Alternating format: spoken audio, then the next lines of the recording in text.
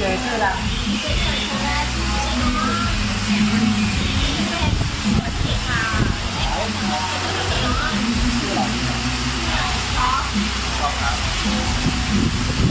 เรามองทางแบบนี้หลังเลย ทางงานน้ำพริกแดงเป็นเยอะแยะมากมาย เดี๋ยวมาดูหน้าตานี่สั่งอะไรมาบ้างอันนี้ตำอะไรอ่ะ อันนี้ตำทะเลลาว ตำทะเลพริกเยอะจังแล้วอะไรอันนี้อันนั้นต่อไปนี่อะไรอันนี้อะไรตำหอยแครงใส่พริกกี่เม็ดเลยทั้งส่วน ตำสูตรเขาไม่รู้เหมือนกันน่าจะทำแบบ แล้วอันนี้อะไรอ่ะต้มแซ่บกระดูกอ่อนครับอ๋ออันนี้หน้าตาธรรมดาอันนี้ก็อันนี้เมี่ยงปลาก็จะมีอะไรนะเครื่องด้วยมีผักแล้วก็น้ำจิ้มต้องมาชิมเลยนะว่ามันแซ่บนะแต่อันนี้น่าจะแซ่บต้มตำเจี๊ยบลองกินดิต้มตำเขาเป็นไงกัดดินี่เลยเขาเรียกต้มตำแต่ทำไมมันถึงหนักกว่าก็ไม่รู้เหมือนกันเคยมากินครั้งนึงแล้วก็มึนๆกลับไปเคยสัมภาษณ์ถูกค่ะมันสุดยอดอย่างเหมือนกันพามากินแต่ละจัดเลยลองดูได้สมกับหน้าตาไหม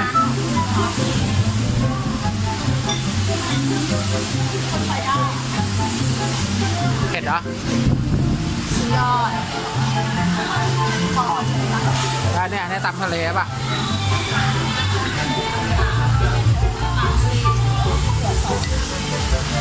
ชิมเลยนะนี่ก็หอม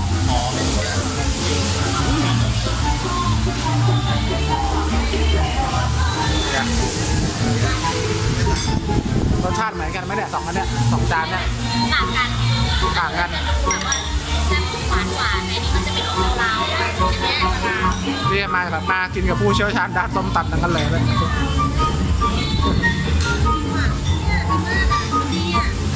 ใส่อะไรเนี่ยปลาหมึกกุ้งปะ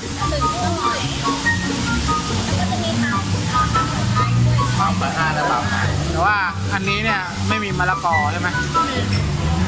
หอยล้วนแต่ตำเหมือนส้มตำใช่ไหม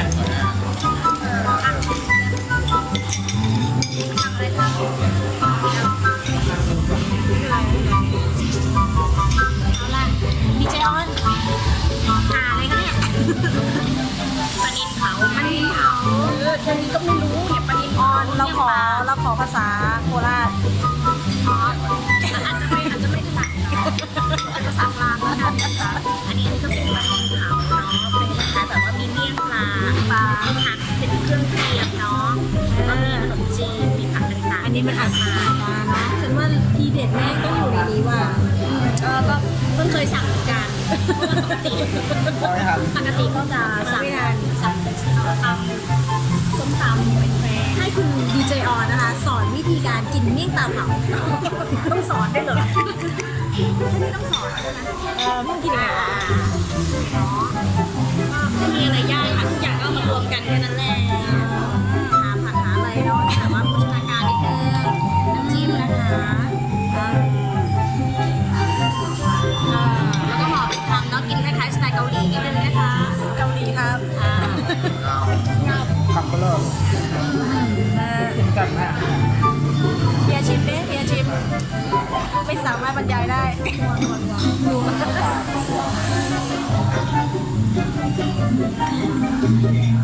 เสียงบอกไม่เชื่อ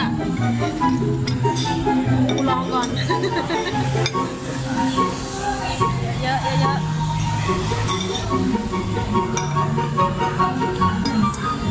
แซ่บปะ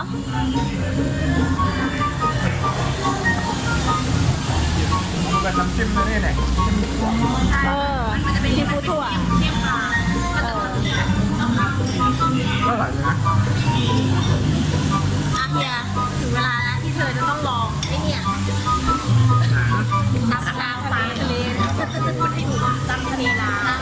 วเป็นทะเลแต่มันลาวโคตรเผ็ดเลยโคตรเผ็ด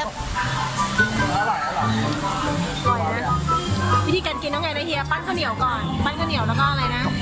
จบจำน้ำอ่ะแล้วก็แรป ขายจานเท่าไหร่อ่ะใครเยอะจัง 100เนาะ120ไม่แพง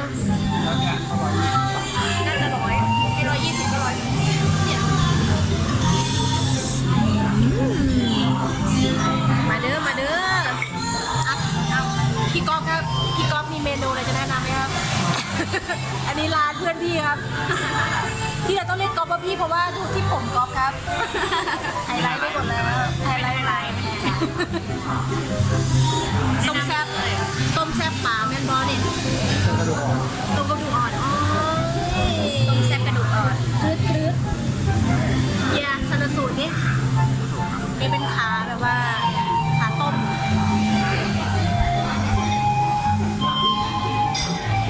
ร้านนี้ต้องบอกว่าเป็นร้านของเพื่อนของพี่ก๊อฟเขานะ ทั่วไปทั่วไป จะเรียกว่าส้มตำนี่แม่งเจ๋ง ร้านนี้นี่ของจริงสั่งโอ้เผ็ด ตอนนี้เจ้าของร้านก็กำลังวุ่นวายอยู่เพราะว่าแจกเขาเยอะเดี๋ย